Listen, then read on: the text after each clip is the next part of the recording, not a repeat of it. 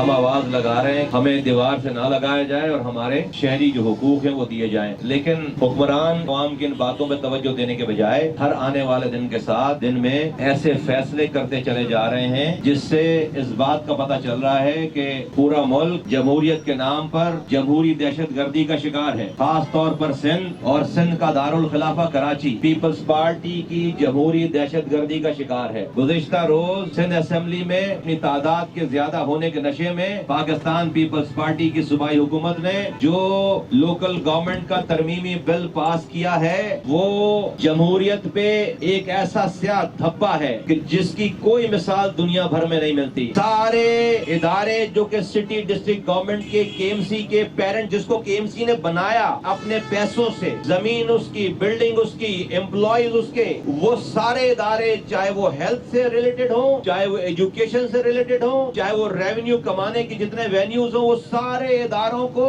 انہوں نے اپنی اس ریزولوشن کے ذریعے اس کے اوپر قبضہ کر لیا، اس کے اوپر جمہوری دہشت گردی انہوں نے کی ہے۔ اور پورے ریزولوشن میں مذاق اڑانے کے لیے کراچی کی ڈسٹرکٹ گورنمنٹ کے پاس صرف یہ جو پبلک ٹوائلٹس ہیں، باتھ رومز ہیں، ان کا نظام چھوڑ دیا ہے۔ اس سے بڑی ذلت، اس سے بڑی رسوائی، اس سے بڑی بے عزتی کراچی کے لوگوں کی کوئی اور ہو نہیں سکتی۔ میں پاک سرزمین پارٹی کے پلیٹ فارم سے میں پاک سرزمین پارٹی کے کارکنوں کو اور پاک سرزمین پارٹی کے ہمدردوں کو اور پھر ہماری اس آواز پہ جو ہمارے ساتھ جڑے، میں کراچی کے عوام کو آواز لگانا چاہتا ہوں کہ میں آج پیپلز پارٹی کی اس بدکار اور کرپٹ حکومت کے خلاف میں اعلان جہاد کرتا ہوں۔ ہم آج سے اس حکومت کے خاتمے کے لیے جہاد شروع کرنے جا رہے ہیں اور ہر لیول پہ جائیں گے۔ غضب خدا کا اس شہر کو رو کے چنگل سے اس لیے نہیں آزاد کیا تھا کہ بلاول زرداری کا اور آصف زرداری کا قبضہ کروائیں اس کے اوپر۔ یہ شہر پاکستان کو پالنے والا شہر ہے، اس شہر سے پاکستان چل رہا ہے، اس شہر کے ساتھ یہ زیادتی برداشت نہیں ہے۔ ہم نے بہت صبر کر لیا، ہم نے 5 سالوں سے امن کی بھیک مانگی ہے شہریوں کے ساتھ اور ہم نے امن قائم کر کے دکھایا ہے۔ جس شہر میں 22 لوگ روزانہ مرتے تھے اس شہر میں آج ایک بھی انسان نہیں مر رہا۔ تو پاک سرزمین پارٹی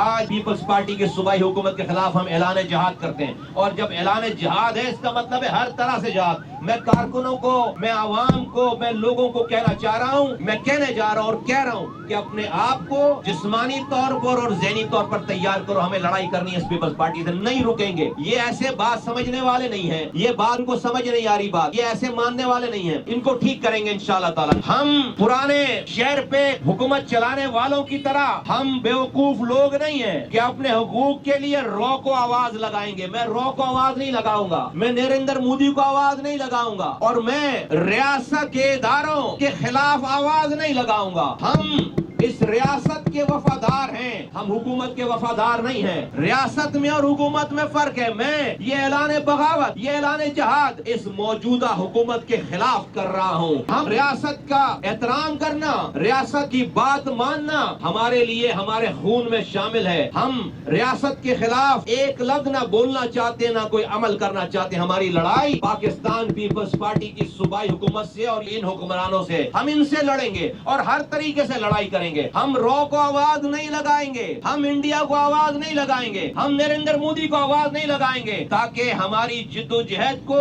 ہماری جائز جدوجہد کو جو دشمن ہے، جو حکمران ہیں، وہ ہم پر دہشت گردی کا الزام لگا کر ہم پر اور یہ سارے قدغن لگائے۔ آج یہی کر کر کے یہ شہر جو پیپلز پارٹی کے حوالے ہو گیا، اب جو ہے وہ انتہا ہو گئی ہے۔ اب اس سے آگے نہیں چلے گی بات، اس سے آگے امن کی کوئی ضمانت نہیں ہے۔ پاک سرزمین پارٹی یہ اعلان کرتی ہے کہ ایسے جینے سے مرنا اچھا ہے۔ آج اس شہر میں جس طرح کی کرپشن ہو رہی ہے، پہلے پرسنٹیج کوئی 10% تھا، کوئی 50% تھا، کوئی 80% تھا، آج میں بتا رہا ہوں کہ شہر میں جو ایڈمنسٹریٹر بٹھائے ہوئے پیپلز پارٹی کے، جو پیپلز پارٹی کے افسران بٹھائے ہوئے، وہ ٹھیکیداروں سے پوچھتے ہیں کہ بتاؤ تمہارا یہ پروفٹ کتنا ہے، اپنا پروفٹ لو اور فائل پہ سائن کرو، سارے پیسے نکلوا کے ہمیں دے دو۔ یعنی کہ جو ٹھیکہ ہے کسی روڈ کا، اس پر ٹریکٹر چلائے بغیر ٹھیکیدار کو ٹھیکہ ووٹ کر کے اس کا کوئی 15% प्रॉफिट उसके हाथ में रख रहे हैं और सारे पैसे निकाल कर अपने जेबों में जा रहे हैं। कभी ऐसी कोई आवाज और कोई ऐसी बात नहीं सुनने में आई थी। तो इसलिए भाई ये सारा जो माहौल है इस पर अब ये तय हो गई है बात कि पीपल्स पार्टी